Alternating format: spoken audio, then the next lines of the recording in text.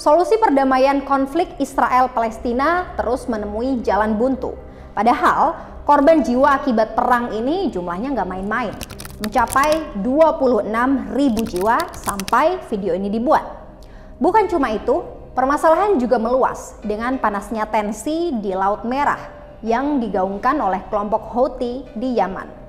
Atas nama solidaritas, mereka menyerang siapa aja yang berhubungan dengan Israel. Di tengah puluhan ribu jiwa yang melayang akibat perang Israel-Palestina, sebenarnya ada satu opsi solusi perdamaian yang terus digaungkan oleh komunitas internasional.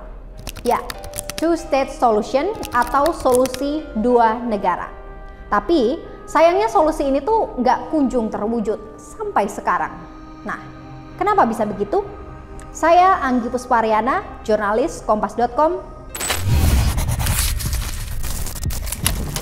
Jadi gini ceritanya.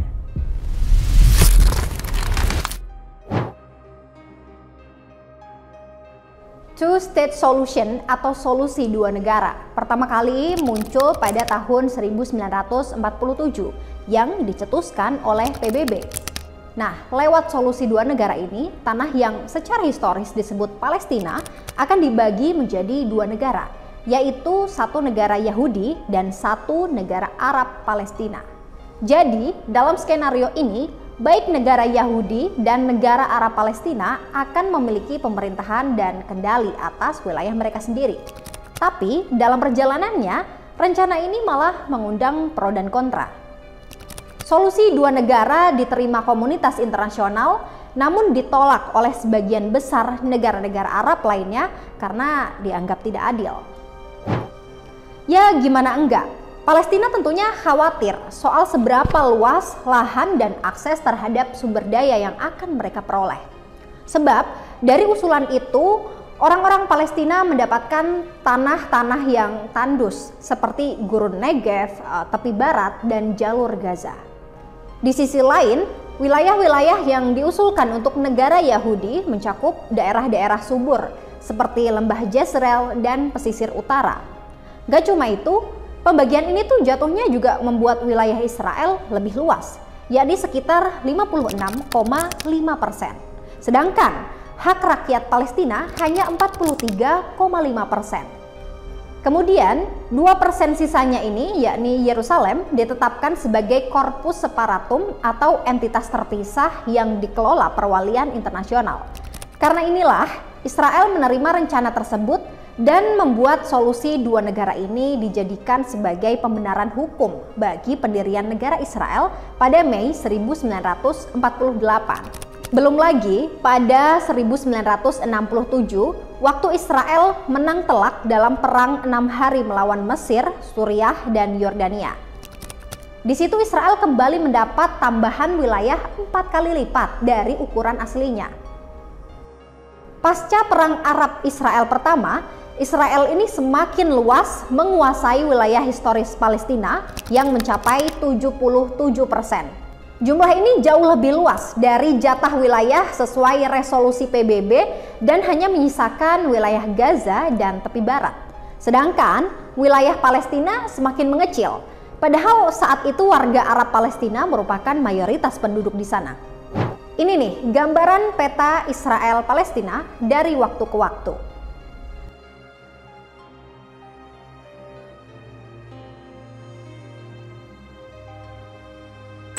Solusi dua negara ini sebenarnya menjadi kebijakan yang paling luas diterima secara internasional. Ya, meskipun orang-orang Israel dan Palestina kini semakin melihatnya sebagai sesuatu yang mustahil. Kenapa? Pertama, karena pendudukan Israel. Pendudukan Israel adalah isu utama yang menghalangi warga Palestina untuk membentuk negara mereka sendiri. Israel mengambil kendali atas wilayah Palestina, Gaza, tepi barat, dan Yerusalem Timur pada tahun 1967. Dan sejak saat itu, warga Palestina hidup di bawah kekuasaan militer. Upaya-upaya perdamaian yang dimediasi secara internasional sejak tahun 1990-an dan seterusnya telah gagal dan akhirnya mengubah status quo. Sekalipun pendudukan berakhir, pastinya hanya ada sedikit lahan yang bisa dijadikan tempat bagi warga mereka untuk membangun negara. Belum lagi, gerakan permukiman Israel di wilayah Palestina ini dianggap ilegal oleh dunia internasional. Saat ini aja permukiman itu sudah dihuni sekitar 700.000 orang. Itu belum seberapa, ada juga yang namanya perselisihan internal. Seperti yang kita tahu nih, baik Palestina maupun Israel saat ini sama-sama memiliki persoalan internalnya sendiri. Kita ambil contoh dari sisi Palestina, terjadi ketidaksolidan antara Hamas dan Fatah. Fatah sejak era Organisasi Perjuangan Palestina Yasser Arafat sampai sekarang memang merupakan promotor two-state solution. Kebalikannya dengan Fatah, Hamas yang menguasai jalur Gaza memiliki tujuan untuk menghancurkan Israel. Nah, gak cuma di internal Palestina, situasi semacam ini ternyata juga terjadi di pihak Israel.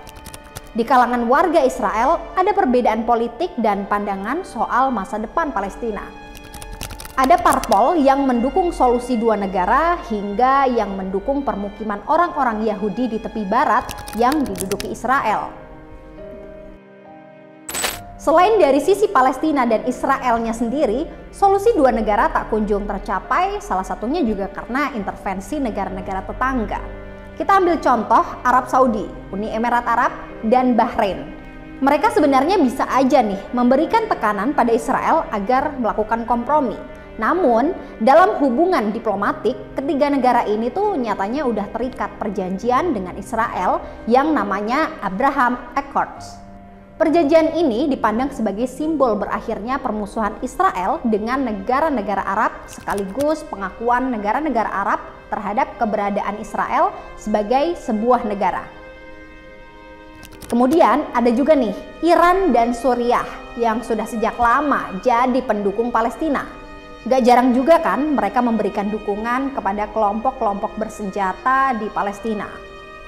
Nah, ini juga yang membuat konflik di Palestina tak kunjung reda. Dan lagi-lagi, selain mereka nih, kita juga nggak bisa melupakan peran Amerika Serikat. Apalagi dalam dua masa pemerintahan terakhir, negeri Paman Sam ini memiliki kedekatan yang berbeda terhadap konflik Israel-Palestina, yang tentunya mempengaruhi proses negosiasi. Salah satu kebijakan yang paling disoroti yakni ketika pemerintahan Trump mengakui Yerusalem sebagai ibu kota Israel dan memindahkan kedutaan besar Amerika Serikat ke kota itu. Tapi saat Biden berkuasa, AS langsung membatalkan kebijakan terhadap Palestina dan Israel di era Trump itu. Meskipun pada akhirnya mereka tetap mendukung Israel sebagai sekutu. Faktor terakhir yang jadi penyebab solusi dua negara tak kunjung tercapai adalah adanya isu ekstremisme. Gak bisa dipungkiri, konflik ini punya aspek agama yang kuat, yang seringkali dimanfaatkan kelompok-kelompok ekstremis untuk menggalang dukungan dan melanjutkan kekerasan. Di pihak Israel, ada kelompok ekstremis Yahudi yang memandang klaim historis atas seluruh tanah Israel sebagai sesuatu yang tak terbantahkan. Mereka ini menolak kompromi dengan Palestina dan mendukung permukiman Yahudi di tepi barat. Kemudian di sisi Palestina, kelompok Hamas memiliki pendekatan yang keras dan juga sering mengadopsi retorika ekstrim yang menentang keberadaan Israel. Mereka juga menggunakan agama sebagai alat untuk memobilisasi massa dan meraih dukungan internasional. Nah, tindakan ekstremis kayak gini nih yang bikin kedua pihak akhirnya sulit membangun rasa saling percaya untuk bernegosiasi. Eits, tarik napas dulu sebelum ceritanya dilanjutin. Cuma mau bilang makasih buat kamu yang udah ngikutin episode-episode di Jadi Gini Ceritanya. Buat yang belum subscribe, jangan lupa. Biar gak ketinggalan cerita baru, nyalain juga loncengnya. Nah, untuk mencapai perdamaian yang berkelanjutan, kedua belah pihak ini harus bersedia untuk mencari solusi yang adil dan berkelanjutan.